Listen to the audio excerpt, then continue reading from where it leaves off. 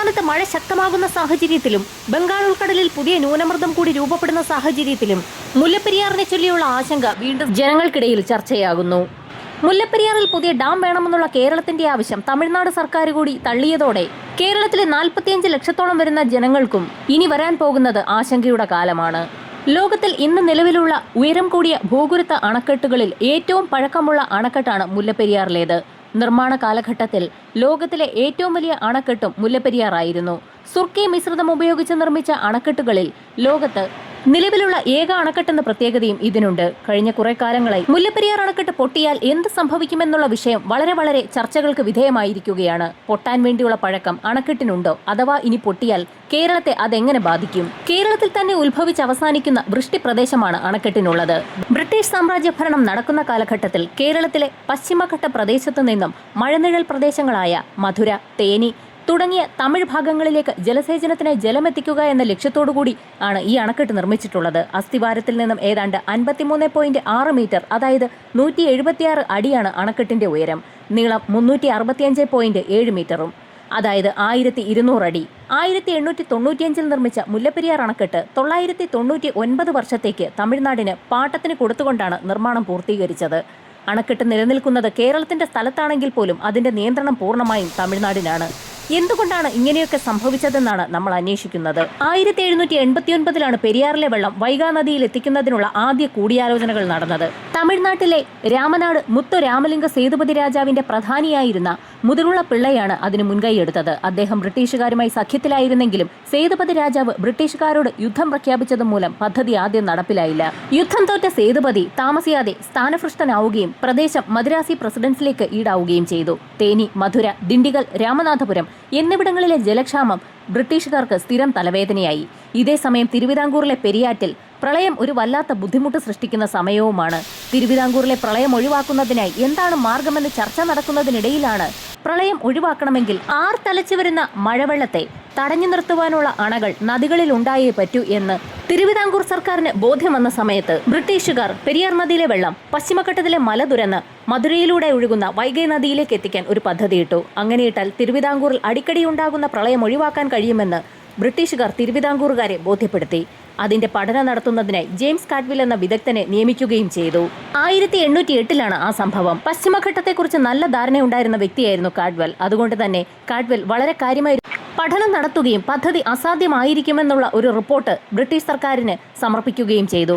കാഡ്വെല്ലിന്റെ പഠന report കൈപ്പറ്റിയ British ഭരണാധികാരികൾ അവരുടെ ഉദ്യമത്തിൽ നിന്ന് പിന്മാറിയില്ല. കാലം കുറച്ച് മുൻപോട്ട് പോയപ്പോൾ ക്യാപ്റ്റൻ ഫേബറിനെ വീണ്ടും ഇതിന്റെ സാധ്യത പഠിക്കുവാനായി ചുമതലപ്പെടുത്തി. ചെറിയ തോതിലുള്ള ഒരു അണ കെട്ടി വെള്ളം തിരിച്ചുവിട്ടാൽ നന്നായിരിക്കുമെന്ന് ക്യാപ്റ്റൻ ഫേബർ പറഞ്ഞതിന്റെ അടിസ്ഥാനത്തിൽ 1850 ഒരു ചെറിയ അണ കെട്ടാനുള്ള ശ്രമങ്ങൾ തുടങ്ങി. പെരിയാറിൽ നിന്ന് വരുന്ന വെള്ളം ചിന്നമുഴിയാർ എന്ന ചെറിയൊരു കൈവഴിയിലൂടെ ഗതിമാറ്റി വൈഗയിലേക്ക് കൊണ്ടുപോകാനാണ് ബ്രിട്ടീഷ് അധികാരികൾ ശ്രമം നടത്തിയത്. പക്ഷേ ആ ശ്രമവും പാളിപ്പോയി. മധുര ജില്ലയിൽ ആ സമയത്ത് മേജർ റീവ്സ് എത്തിയ സമയമായിരുന്നു. 1867 സമയം. അദ്ദേഹമാണ് പെരിയാറിൽ 162 അടി പൊക്കമുള്ള അണ കെട്ടി വെള്ളം തടഞ്ഞു നിർത്തി ആ വെള്ളത്തെ ചാലുകൾ വഴി വൈഗാ നദിയുടെ കൈവഴിയായ സുരുളിയാറിലേക്ക് കൊണ്ടുപോകുന്ന പദ്ധതി അവതരിപ്പിച്ചത്. പക്ഷേ പെരിയാറിൽ ശക്തമായി മഴ ലഭിക്കുന്ന സമയവുമാണ്. അതുകൊണ്ട് തന്നെ വെള്ളം തടഞ്ഞു നിർത്തി അണ കെട്ടുന്നത് തീർത്തും അപ്രാപ്യമായ ഒരു കാര്യമായിരുന്നു. ആ പദ്ധതി മുൻപോട്ട് പോയില്ല. അങ്ങനെയാണ് 1882 പെന്നിക്യുക്ക് രംഗത്തെത്തുന്നത്. പുതിയ പദ്ധതി തയ്യാറാക്കുന്നതിന് പകരം അതുവരെ തയ്യാറാക്കിയ പദ്ധതികളെക്കുറിച്ച് വിശദമായ പഠനം നടത്താനാണ് പെന്നിക്യുക്ക് തീരുമാനിച്ചത്. 155 അടി പൊക്കമുള്ള ഒരു അണ നിർമ്മിക്കുക എന്നുള്ളതായിരുന്നു പെന്നിക്യുക്ക് മുന്നോട്ട് വെച്ച നിർദ്ദേശം. താഴെ 115.75 അടിയും മുകളിൽ 12 അടിയും വീതി വരത്തക്ക രീതിയിലുള്ള ഒരണ. ചുണ്ണാമ്പ്, സുർക്കി, കരിങ്കൽ എന്നിവ ഉപയോഗിച്ചുള്ള അണക്കെട്ടിന് ഏകദേശം 53 ലക്ഷം രൂപ ചിലവ് വരുമെന്നും പെന്നിക്യുക്ക് ബ്രിട്ടീഷ് സർക്കാരിനെ അറിയിച്ചു. ഈ പദ്ധതി നടപ്പിലാക്കുമ്പോൾ ചിലവഴിക്കപ്പെടുന്ന തുകയുടെ 7% വർഷം തോറും വരുമാനമായിട്ട് ലഭിക്കുമെന്ന് കൂടി ബ്രിട്ടീഷ് സർക്കാരിനെ ബോധ്യപ്പെടുത്തുവാൻ പെന്നിക്യുക്കിന് കഴിഞ്ഞു. പെരിയാറിലാണ് അണ കെട്ടുന്നത്.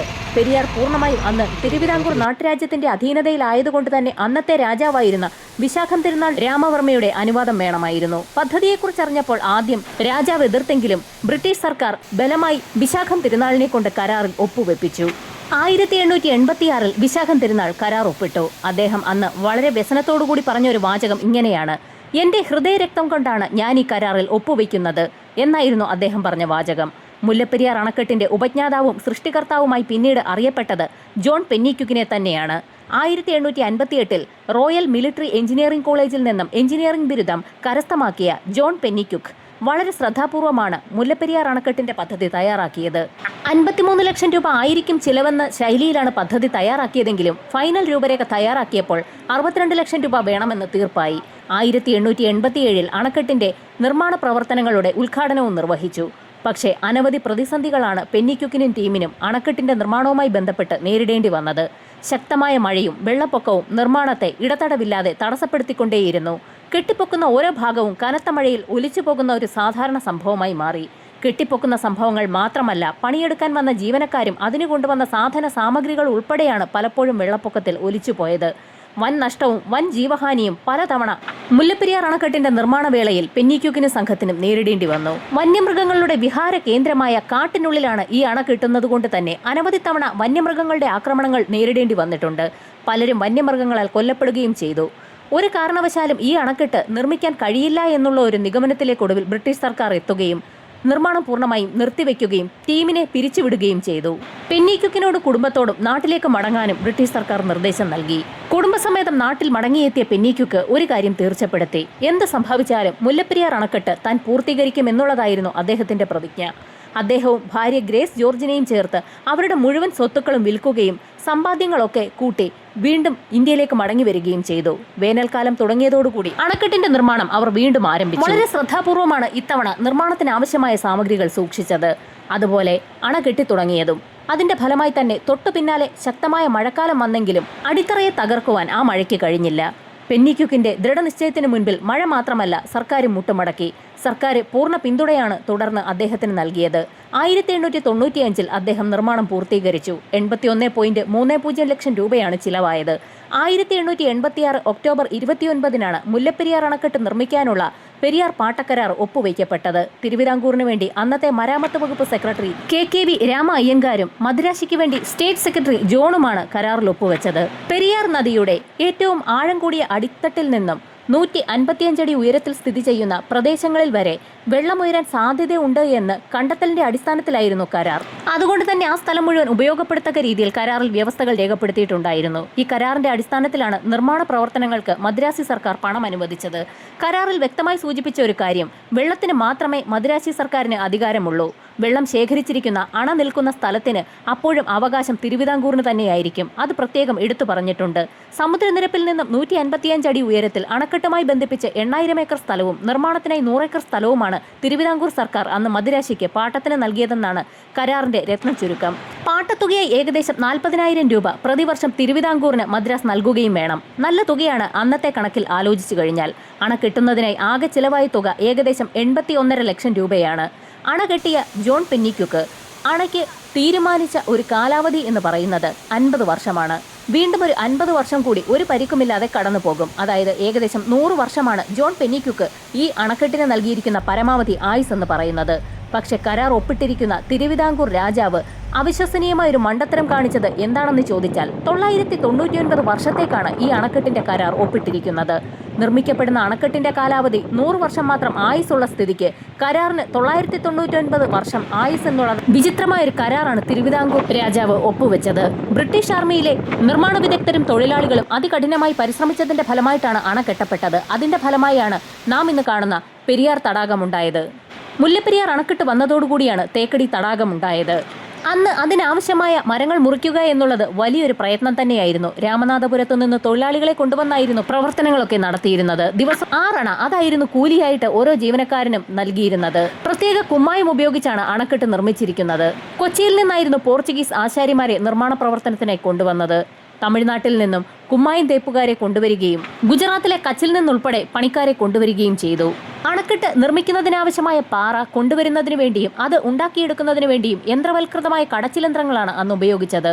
6 ഇഞ്ച് കനത്തിലുള്ള കരിങ്കല്ലുകൾ പൊട്ടിച്ചെടുത്ത് അടുക്കി വെച്ച് സുർക്കിയും ആവശ്യമായ ചാന്തും ഉപയോഗിച്ചാണ് അണക്കെട്ട് കെട്ടിപ്പൊക്കിയത്. അണക്കെട്ടിന്റെ പദ്ധതി പ്രദേശത്ത് സാധനങ്ങൾ എത്തിക്കുന്നതിനായി റെയിൽവേ ലൈൻ പോലും ഉപയോഗിച്ചിരുന്നു എന്നുള്ളതാണ് സത്യം. 2 പ്രാവശ്യം പൂർണ്ണമായും ഈ അണ തകരുകയുണ്ടായി. 1892 76 പേരും, 93 98 പേരും, 94 145 പേരും, 95 121 പേരും നിർമ്മാണത്തിന്റെ വിവിധ ഘട്ടങ്ങളിൽ കൊല്ലപ്പെട്ടു. അണ കിട്ടുന്നതോടൊപ്പം തമിഴ്നാട്ടിലെ വൈഗാ നദിയിലേക്കുള്ള കനാൽ നിർമ്മാണവും കൂടെ നടക്കുന്നുണ്ടായിരുന്നു. 5704 അടി നീളമുള്ള ഒരു കനാലാണ് നിർമ്മിച്ചത്.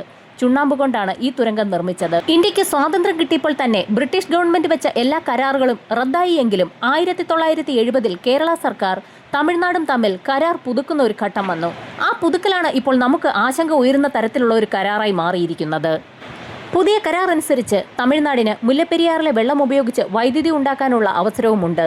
131 വർഷത്തെ പഴക്കമുള്ള ഡാം ഏത് നിമിഷവും തകർന്നേക്കാമെന്നുള്ള ആശങ്കയാണ് ജനങ്ങളിൽ ഇപ്പോൾ ഉയരുന്നത്. 2000 ആണ്ടിൽ റിക്ടർ സ്കെയിലിൽ 2 രേഖപ്പെടുത്തിയ ഭൂമികുലുക്കം ഈ മേഖലയിൽ അനുഭവപ്പെട്ടിരുന്നു 2 തവണ.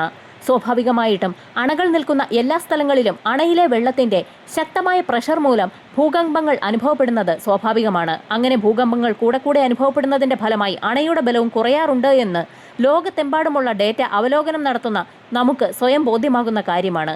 നിർമ്മാണ പ്രവർത്തനത്തിന് ഉപയോഗിച്ച പ്രധാന സാധനമെന്ന് പറയുന്നത് ചുണ്ണാമ്പാണ്. ചുണ്ണാമ്പ് ഈ അണക്കെട്ടിൽ നിന്നും ടൺ കണക്കിന് നഷ്ടപ്പെട്ടുകൊണ്ടേയിരിക്കുകയാണ്. നഷ്ടപ്പെടുന്ന ചുണ്ണാമ്പ് സ്വാഭാവികമായും അണക്കെട്ടിന്റെ ബലത്തിൽ കുറവ് വരുത്താനുള്ള സാധ്യതയുണ്ട് എന്ന് ഏതൊരാൾക്കും മനസ്സിലാവുന്ന കാര്യവുമാണ്. അതുകൊണ്ട് തന്നെ ധാരാളം സുരക്ഷാ പ്രശ്നങ്ങൾ മുല്ലപ്പെരിയാറുമായി ബന്ധിപ്പിച്ച് കേരളത്തിൽ ഉണ്ടാവുകയും ചെയ്യുന്നുണ്ട്. ഡാമിന്റെ നിർമ്മാണത്തിലും നിരവധി പാളീച്ചകൾ സംഭവിച്ചിട്ടുണ്ട്. ഭൂകമ്പം പോലെയുള്ള പ്രകൃതി ദുരന്തങ്ങളെ അതിജീവിക്കാനുള്ള ഒരു മുൻകരുതലുകളും നിർമ്മാണത്തിൽ കൈക്കൊണ്ടിട്ടില്ല.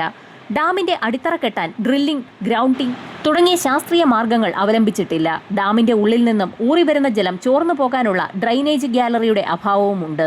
അണക്കെട്ട് സ്ഥിതി ചെയ്യുന്നത് സ്വാഭാവികമായും ഭൂകമ്പബാധിത പ്രദേശത്തായതുകൊണ്ട് തന്നെ ഭൂകമ്പമുണ്ടാകാനും അണ തകരാനും സാധ്യത കൂടുതലാണ്. ഈ അടുത്ത കാലത്താണ് മുല്ലപ്പെരിയാർ അണക്കെട്ട് പരിപാലിക്കുന്നതിലുള്ള ഒരു നടപടിയിലേക്ക് തമിഴ്നാട് സർക്കാർ കടന്നത്. ഇതിനിടയിൽ നിരവധി പാളീച്ചകളാണ് അണക്കെട്ടിൽ സംഭവിച്ചിട്ടുള്ളത്. അണക്കെട്ടിലാകട്ടെ ധാരാളം വിള്ളലുകൾ സംഭവിച്ചിട്ടുണ്ട്. അണക്കെട്ടിൽ നിന്നും സുർക്കി മിശ്രിതവും ചുണ്ണാമ്പും ഒലിച്ചു പോയതിന്റെ ഭാഗമായി അണക്കെട്ടിൽ വിള്ളലുകൾ സംഭവിക്കുകയും അതിലൂടെ വെള്ളം ഊറിയൂറി പുറത്തേക്ക് വരികയും ചെയ്യുന്ന കാഴ്ച ഏതൊരാൾക്കും കാണാൻ കഴിയാവുന്ന ഒന്ന് തന്നെയാണ്.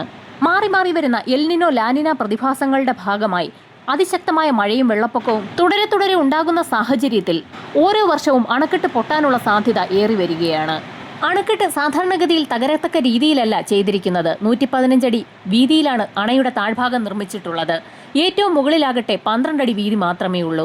115 അടിയിൽ നിന്നും മുകളിലേക്ക് എത്തുമ്പോൾ 12 അടി വീതിയിലേക്ക് കുറയുന്ന സാഹചര്യത്തിൽ മുകളിലേക്കുള്ള പല ഭാഗത്തും കഴിഞ്ഞ 100 വർഷമായി വെള്ളം പതിച്ച് ആ ഭാഗത്തുള്ള ചുണ്ണാമ്പുകൾ ഇളകി മാറുകയും വെള്ളം ഊർന്ന് മറുവശത്തേക്ക് വരികയും ചെയ്യുന്ന കാഴ്ച വ്യാപകമായതുകൊണ്ട് തന്നെ ശക്തമായി വെള്ളം മുകളിലോട്ട് മറിയുമ്പോൾ താഴെയുള്ള സ്ഥലം കൂടി പൊടിയാനും അണ ഒന്നാകെ നിലംപതിക്കാനുമുള്ള സാധ്യത കൂടുതലാണെന്നാണ് വിദഗ്ധരുടെ അഭിപ്രായം. അണക്കെട്ട് തകർന്നാൽ എന്ത് സംഭവിക്കും എന്നുള്ളതാണ് കാതലായ ചോദ്യം. ഏകദേശം 15 ദശലക്ഷം ഘനയടി വെള്ളമാണ് മുല്ലപ്പെരിയാർ അണക്കെട്ടിൽ സംഭരിച്ചിട്ടുള്ളത്. പക്ഷേ ഇപ്പോൾ അതിനകത്ത് 11 ദശലക്ഷം ഘനയടി വെള്ളം മാത്രമാണ് സംഭരിക്കുവാനുള്ള അനുവാദം തമിഴ്നാടിനുള്ളത്. കൂടുതൽ വെള്ളം നിറഞ്ഞാൽ അണക്കെട്ടിൽ സ്പിൽവേ വഴി അത് ഇടുക്കിയിലേക്ക് ഒഴുക്കുന്ന ഒരു പരിപാടിയാണുള്ളത്. സ്പിൽവേയിലൂടെ ഒഴുക്കുന്ന വെള്ളം ഇടുക്കി ഡാമിൽ എത്തണമെങ്കിൽ ഏകദേശം 24 മണിക്കൂർ വേണം. എന്നാൽ ഡാം തകരുകയാണെങ്കിൽ വെള്ളത്തിന്റെ ഒഴുക്കിന്റെ വേഗത സ്വാഭാവികമായും വർദ്ധിക്കും. 3-4 മണിക്കൂർ കൊണ്ട് ഈ വെള്ളം മുഴുവൻ ഇടുക്കി ഡാമിൽ എത്തിച്ചേരും. മുല്ലപ്പെരിയാർ ഡാം പോലെയുള്ള 5-6 ഡാമിലെ വെള്ളം പൂർണ്ണമായും ശേഖരിക്കാനുള്ള കപ്പാസിറ്റി ഉള്ള ഡാമാണ് ഇടുക്കി ഡാം. എന്നാൽ ഇടുക്കി ഡാമിലേക്ക് ശക്തമായി വെള്ളം ഒന്നിച്ചു വന്നാൽ എന്ത് സംഭവിക്കുമെന്നുള്ളതാണ് ചോദ്യം. ഇടുക്കി ഡാമിൽ 50% മാത്രമാണ് വെള്ളമുള്ളതെങ്കിൽ മുല്ലപ്പെരിയാർ ഡാം പോലെയുള്ള 2-3 ഡാം പൊട്ടി വന്നാലും ഒരു വിഷയവുമില്ല. പക്ഷേ ഇടുക്കി ഡാം നിറയുന്ന ഒരു അവസരം അല്ലെങ്കിൽ 70% മുകളിൽ ഇടുക്കി ഡാമിൽ വെള്ളമുണ്ടെങ്കിൽ ശക്തമായ ഈ ഒഴുക്കിനെ അതിജീവിക്കാൻ ഇടുക്കി ഡാമിന് കഴിയാതെ വരും. വെള്ളം അമിതമായി ഇടുക്കി ഡാമിലേക്ക് എത്തുമ്പോൾ അതിന്റെ ഷട്ടറുകൾ അതിവേഗത്തിൽ തുറന്ന് വെള്ളം പുറത്തേക്കൊഴുക്കുന്ന ഒരു നടപടിയൊന്നും നടക്കാത്ത കാര്യമാണ്. ഇടുക്കി ഡാമിന് തകർച്ച സംഭവിച്ചാൽ അതിന് താഴെയുള്ള 11 ഡാമുകൾ തകരുമെന്നുള്ള കാര്യം നമുക്കേവർക്കും അറിയാവുന്നത് തന്നെയാണ്. അങ്ങനെയൊക്കെ സംഭവിക്കുമോ എന്ന് ചോദിച്ചാൽ അങ്ങനെയൊന്നും സംഭവിക്കില്ല എന്ന് നമുക്ക് വെറുതെ വിചാരിക്കാൻ മാത്രം കഴിയും.